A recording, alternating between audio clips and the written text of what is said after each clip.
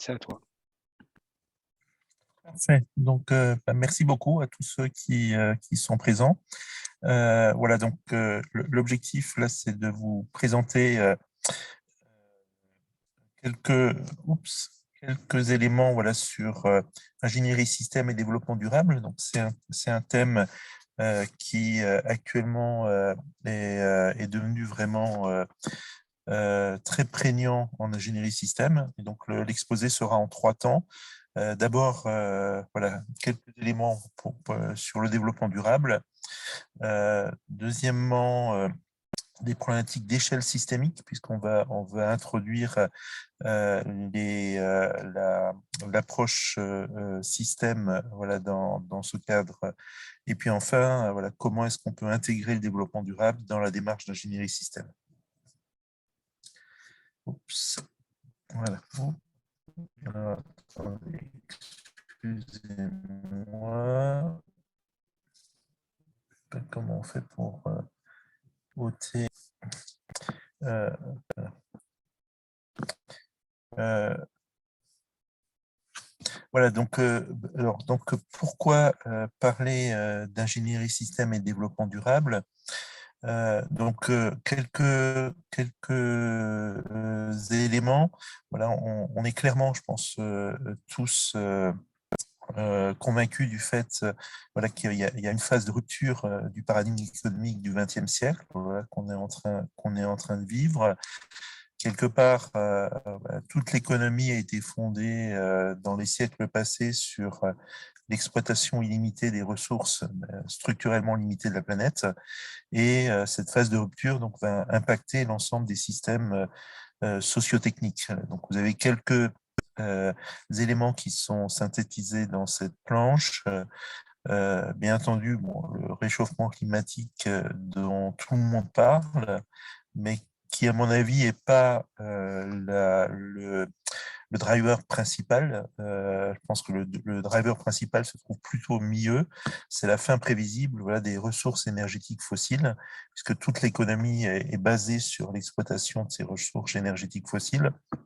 Et la croissance économique en particulier est directement proportionnelle à la quantité d'énergie qui est consommée par l'économie. Et donc, il y a par exemple un très vieux modèle, qui est le modèle du monde de Forester, qui date des années 70, qui montre cette relation de couplage entre croissance économique et consommation d'énergie, et qui prédit que voilà, si les énergies fossiles, qui à l'époque étaient l'énergie principale, vous avez tout un ensemble d'autres courbes, indicateurs clés qui vont suivre quelque part la même chose. Donc l'économie va décroître, la population va décroître. La seule bonne nouvelle, c'est que la pollution va diminuer, logiquement. Mais sinon, les gros indicateurs, c'est-à-dire les morts augmentent, les naissances ont diminué légèrement également. Et donc, vous avez grosso modo l'activité économique qui va être très sérieusement impactée par la baisse d'énergie fossile. Et tout ça se fait dans une situation voilà, où il y a une prise de conscience également sociétale dont il faut tenir compte. Et voilà, on peut plus fonctionner, l'économie ne peut plus fonctionner comme avant, compte tenu de toutes ces problématiques. Oups. Voilà. Alors, le développement toujours un élément important. C'est donc là vous avez une planche qui vient du Shift Project qui vous montre le mix énergétique mondial et on s'aperçoit que 84% de ce mix énergétique est formé d'énergie carbonée, donc du charbon, du pétrole et du gaz. En fait, voilà, ce qui excite actuellement les médias, c'est les énergies renouvelables qui forment en fait dans le mix énergétique global une partie très faible. Et donc ça, tout le monde en parle. Tout le monde parle d'éoliennes, de solaire derrière, on voit très bien qu'on ne pourra jamais remplacer ce 84%, 85% d'énergie carbonée par des énergies renouvelables. Et donc, voilà, il y a un problème. Et donc, la problématique du développement durable, vue du point de vue de l'architecture système, elle peut se formuler de manière assez simple. C'est comment concevoir des systèmes, généralement faire tourner l'économie, dans une perspective de long terme et en n'utilisant pas les stocks de ressources non renouvelables. Voilà. Et on voit bien, dès qu'on voit ce problème énergétique, voilà, et qu'il y a un vrai problème de transformation, de transition économique qui est induite par ça. Et ce qui est un peu dommage à mon sens, voilà, c'est que on parle énormément de réchauffement climatique, mais ça cache le vrai problème qui est le problème de la transition énergétique, qui lui est un énorme problème pour l'humanité. Quelques éléments complémentaires aussi. Donc, la difficulté d'une stratégie développement durable, elle vient du fait que on doit réduire l'empreinte environnementale voilà, sur l'ensemble du cycle de vie. C'est-à-dire, grosso modo, utiliser moins d'énergie fossile, moins d'énergie au sens large. Donc, et on ne peut pas raisonner localement. Donc ici, par exemple, c'est quelques éléments voilà, qui sont liés au numérique, par exemple. Donc, vu du consommateur final, le numérique, par exemple, le smartphone, ça a l'air très, très sympathique. Mais en fait, ça nécessite des métaux rares qui se trouvent un peu partout sur la planète. Et donc, voilà, ces métaux rares, ils sont dans les endroits où en fait on crée de la pollution et on a aussi un cycle énergétique voilà, qui est caché derrière, c'est-à-dire il y a beaucoup d'énergie qui est consommée par le numérique, dans les data centers en particulier, et ça représente actuellement plus de 10% de la consommation mondiale électrique, et quand on voit les courbes, on s'aperçoit que c'est en croissance très très très forte. Et donc, on a l'impression, par exemple, le numérique voilà, est écologique, mais en fait, c'est pas vrai du tout, à la fois tant par les ressources minérales que ça consomme que par les ressources électriques que ça consomme. Donc, voilà, travailler sur tout le cycle de vie est quelque chose d'indispensable pour éviter, quelque part, de cacher la misère quelque part. Un élément aussi important, voilà, c'est que le développement durable est devenu actuellement un sujet central en ingénierie système. Donc là, vous avez quelques extraits de la vision 2035 de Nicosie, voilà, qui a vraiment mis le développement durable au cœur de sa feuille de route. Donc, à la fois sous forme voilà, d'objectifs de développement durable et de grandes tendances voilà, sur lesquelles surfer en termes industriels, en termes technologiques, en termes entreprises et en termes de, quelque part, demande du consommateur final. Voilà. Donc, on retrouve actuellement au niveau international ces problématiques de développement durable de manière vraiment centrale dans la vision de l'INCOSI, voilà, qui est l'International Council on System Engineering, qui est la Fédération internationale d'ingénierie système. Voilà, donc ça, c'était juste pour poser un peu le décor. Et maintenant, on va rentrer un tout petit peu plus voilà, dans la mécanique qui est derrière. Et donc, voilà, quelles sont les échelles systémiques considérées en matière de développement durable? Je vais expliquer rapidement. Donc, il y a quand on fait de l'ingénierie système, de la modélisation de système, voilà, on peut toujours considérer différents niveaux systémiques, et quand on va aborder le développement durable, voilà, au même type de problématique. Donc ici, les grandes échelles systémiques qu'on peut considérer, c'est celle du produit, bien sûr lui-même. Donc là, on est à un niveau relativement élémentaire. Il faut que le produit soit conforme à des objectifs de développement durable. Il y a celle de l'entreprise. Voilà, c'est une échelle un tout petit peu plus large. On pourrait imaginer un produit qui est parfaitement, disons, bien conçu du point de vue,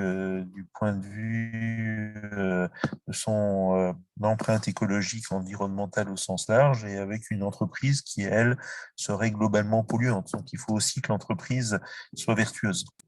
Ensuite, on a une échelle plus large qui est celle du secteur économique dans lequel cette entreprise se trouve impliquée. Puis enfin, on a des problématiques très très larges, c'est-à-dire c'est l'économie dans son ensemble. Et donc le développement durable, il peut vraiment s'aborder à ces différentes échelles. Bien entendu, la manière de l'aborder, les techniques qu'il y a derrière sont radicalement différentes selon ces différentes échelles. Donc on va rentrer un tout petit peu dans ces problématiques d'échelle qu'on s'aperçoit dans lesquelles on a des difficultés différentes. Et on voit bien le problème qui est le fait qu'on pourrait très bien avoir localement voilà, des produits ou des entreprises qui sont parfaitement vertueuses et puis globalement ne pas avoir réglé le problème. Voilà, et c'est toute la difficulté de la problématique. Donc une première échelle d'analyse est celle du produit. Voilà. Et donc, une clé qu'il faut avoir présent à l'esprit, c'est justement travailler sur l'ensemble du cycle de vie du produit, dans sa phase de conception, dans sa phase de production, dans sa supply chain, donc dans l'ensemble de l'entreprise étendue qui participe à la conception du produit. Dans la logistique, par exemple, voilà, ce produit doit bouger, donc tout ça contribue à une empreinte carbone, par exemple, dans son utilisation, et puis dans la gestion de sa fin de vie. Tout ça, c'est des phases de vie différentes, et avoir un produit durable, c'est travailler sur l'ensemble de ces éléments de phase de vie. Et c'est toute la difficulté, parce qu'il va falloir intégrer en phase amont de conception ces différentes phases de vie pour avoir le produit entre guillemets, voilà, idéal du point de vue du développement durable. Daniel, je t'interromps 2 secondes. Est-ce que peut-être tu pourrais couper ta caméra, ta vidéo, parce qu'on te perd en son de temps en temps. D'accord. Et on pourrait la remettre à la fin pour le jeu de questions-réponses. Oui, alors attendez. Voilà. Merci. Je vais essayer de fermer la barre en haut. Je suis désolé parce que bon, pas je vais continuer. Je suis désolé pour si c'est pas idéal. Donc ensuite, il y a une deuxième échelle, voilà, qui est l'échelle de l'entreprise. Donc ça, on est dans une échelle beaucoup plus légèrement plus haute. Et là, la problématique, ce qu'on cherche à optimiser, c'est de minimiser l'impact en termes de consommation de ressources non renouvelables.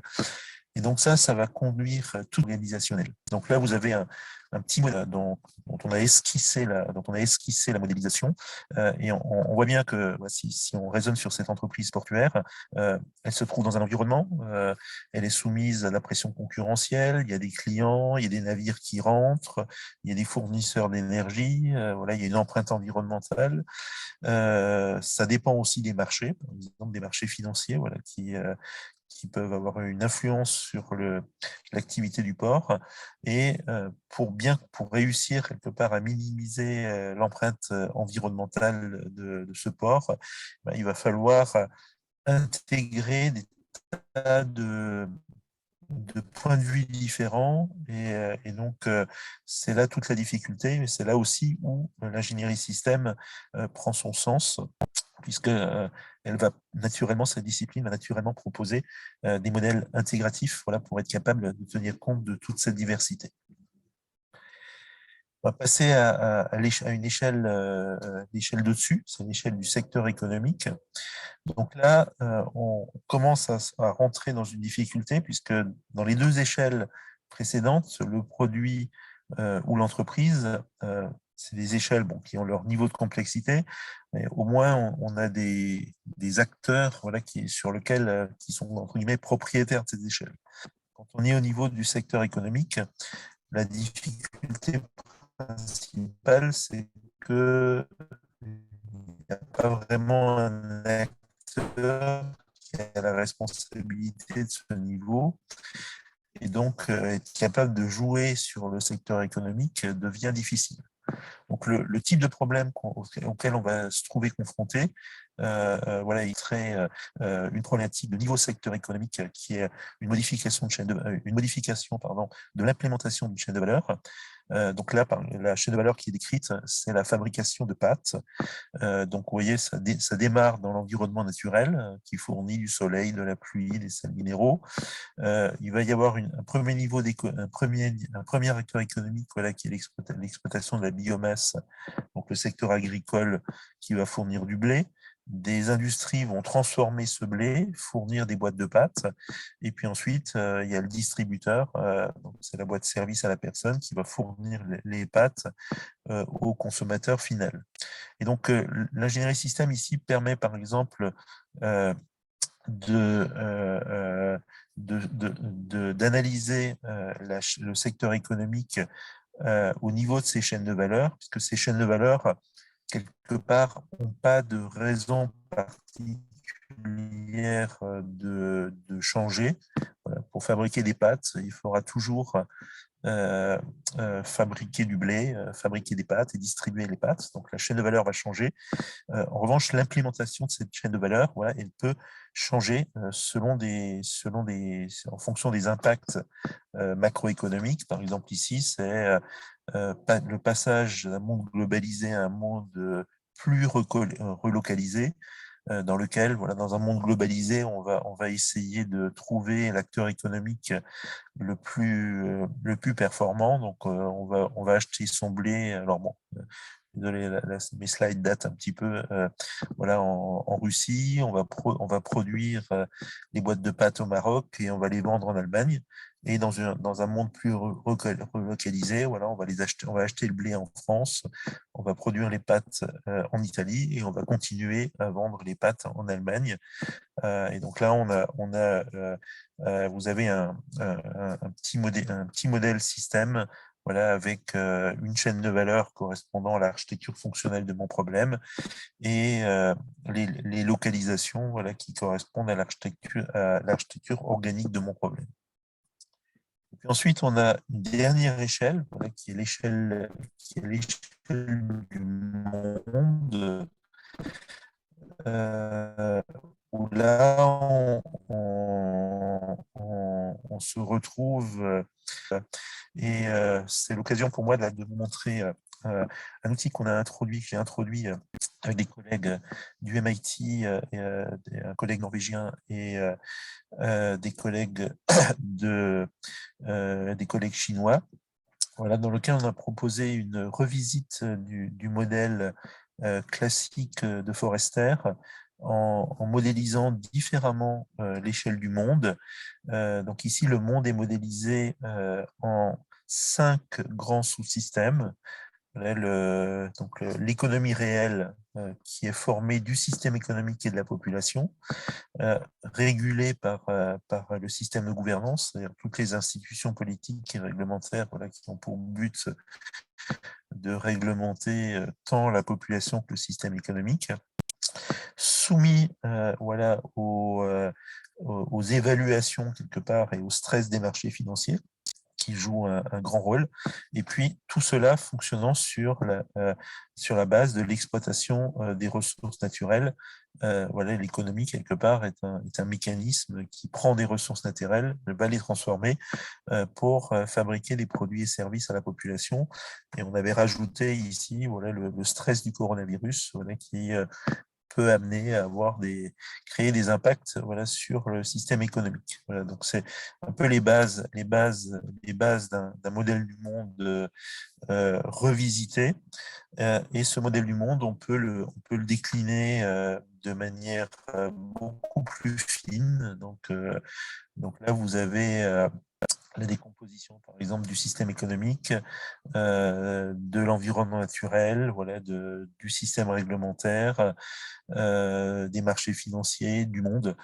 Et ce qui est intéressant, finalement, c'est qu'on s'aperçoit que quand on commence à décrire le PBS du monde, c'est-à-dire la décomposition systémique du monde, on s'aperçoit finalement que le monde n'est pas si complexe que ça, puisque quand on évalue combinatoirement les choses, on s'aperçoit qu'il faut à peu près 100 000 acteurs clés, 100 000 composants. Alors bien entendu, ces acteurs clés sont des composants qui, eux, sont extrêmement complexes, puisqu'on va avoir une grosse entreprise comme un nœud du PBS, mais finalement, il n'y en a pas trop. Et donc, ça laisse espérer qu'on peut avoir une modélisation systémique qui pourrait être opérante à cette échelle.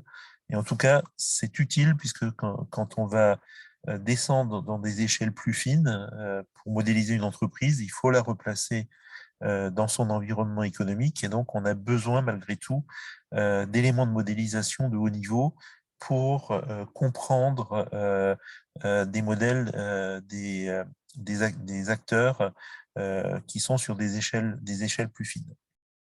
Voilà. Voilà. Pour terminer, donc cela étant posé, c'est un peu faire un panorama rapide des différentes échelles de modélisation. Donc, comment est-ce qu'on peut intégrer le développement durable dans la démarche d'ingénierie système?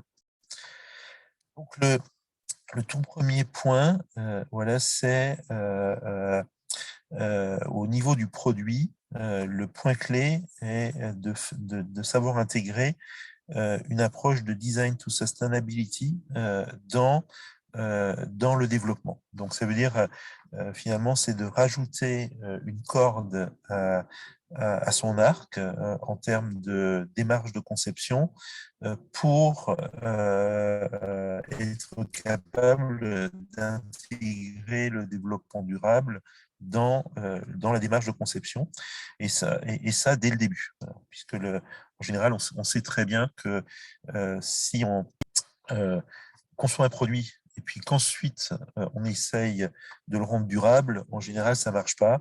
Donc, toute l'idée est d'intégrer de manière intrinsèque la démarche de développement durable dans la démarche de conception. Donc ça nécessite de faire de l'analyse opérationnelle et de l'analyse organique dédiée pour comprendre l'impact des choix de conception en matière de développement durable. Donc, analyse opérationnelle, ça veut dire analyser plus spécifiquement du point de vue du développement durable les différentes phases de cycle de vie, de manière à garantir qu'en situation normale de vie, on essaye de minimiser l'empreinte environnementale. L'analyse organique les analyses organiques dédiées sont également nécessaires, puisque vous allez avoir des problématiques, par exemple, d'utilisation de certains métaux ou d'utilisation de certains composants auxquels il faut faire attention, puisqu'il y a des impacts, en matière de développement durable. Et derrière tout ça également, en termes d'ingénierie système, il va falloir définir certaines exigences particulières que j'ai appelées ici exigences de durabilité, qui vont enrichir le référentiel d'exigences suite aux analyses opérationnelles et aux analyses fonctionnelles dédiées, intégrant cette dimension de durabilité.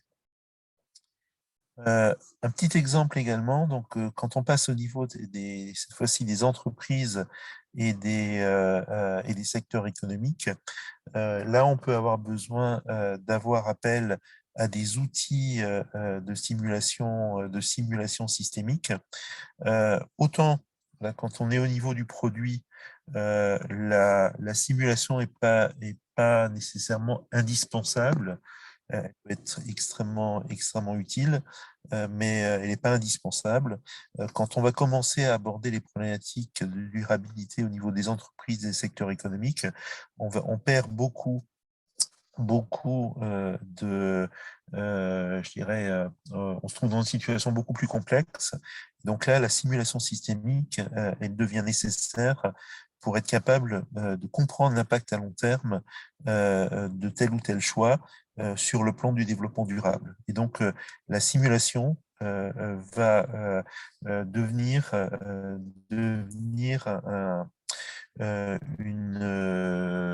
un outil indispensable. Donc, autant en termes de produits, je dirais la modélisation, je peux dire, le cœur d'activité va vraiment être de la modélisation.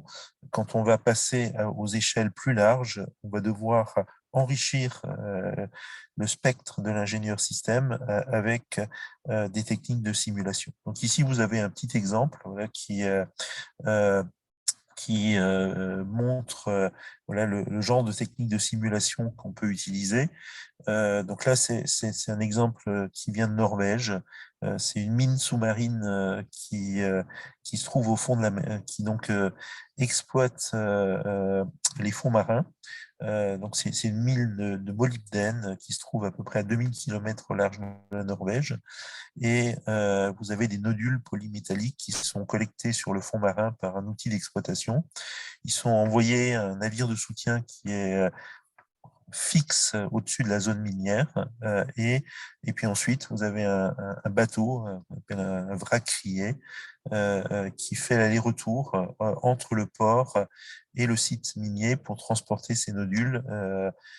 Et le problème typique à résoudre, voilà, c'est comment est-ce qu'on fait pour minimiser l'empreinte carbone dans la durée d'un tel système et tout en, bien sûr, essayant de maximisant la production. Voilà. Et pour aborder ce genre de problème, on est vraiment obligé d'utiliser des techniques de simulation systémique. Donc, je vous montre rapidement, j'ai prévu un tout petit exemple, voilà, montrer le genre de technique voilà, qu'on utilise. Donc, voilà, vous avez la mine voilà, modélisée. Donc les techniques de simulation, c'est dimensionner cette mine. Ça revient à définir tout un ensemble de paramètres voilà, que vous voyez ici à l'écran et trouver les bons paramètres en fonction d'un objectif voilà, mixte. Typiquement, c'est optimiser la production tout en minimisant l'empreinte carbone. Et donc ensuite, on va avoir, donc ici, on a des techniques de simulation dans lesquelles on va être capable voilà, d'observer le monde, de regarder comment la mine évolue dans le temps. Donc, par exemple, là, je vais simuler 8400 heures de fonctionnement.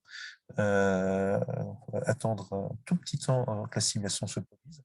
Donc là, on simule l'ensemble du système dans lequel on simule la mer, par exemple, puisque les opérations ne peuvent pas se faire en mer agitée ou quand la mer est en tempête. Donc, dans l'année que je viens de simuler, 8400 heures, c'est environ un an, la mer a bougé dans ce temps-là, ça a été intégré dans la simulation.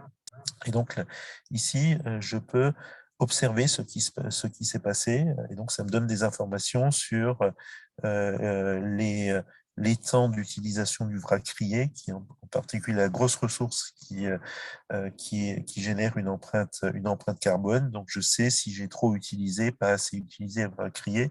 Et donc, ça me permet d'avoir des estimations statistiques voilà, sur mon système.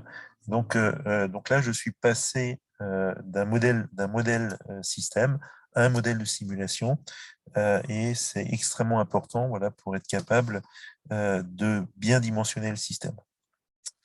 Voilà, donc voilà, l'exposé est terminé. Donc pour en savoir plus également, voilà, je vous signale voilà, qu'on aura une formation architecture et développement durable pour l'industrie qui rentrera beaucoup plus dans le détail voilà, en 2 jours, où on présentera plus en détail voilà, les enjeux, la conception de produits durables et les éléments de transformation et de repenser un peu les écosystèmes en utilisant les techniques voilà, que j'ai esquissées dans ce webinaire. Voilà, donc je suis prêt pour répondre aux questions.